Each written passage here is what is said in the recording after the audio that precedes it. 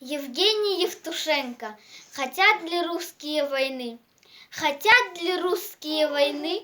Спросите вы у тишины. Над ширью пашен и полей, и у берез и тополей. Спросите вы у тех солдат, что под березами лежат, и вам ответят их сыны. Хотят ли русские, хотят ли русские, хотят ли русские войны? Не только за свою страну они погибли в ту войну, а чтобы люди всей земли спокойно ночью спать могли. Спросите тех, кто воевал, кто вас на Эльбе обнимал. Мы этой памяти верны.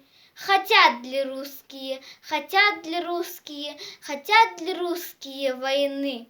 Да, мы умеем воевать, но не хотим, чтобы опять солдаты падали в бою на землю русскую свою.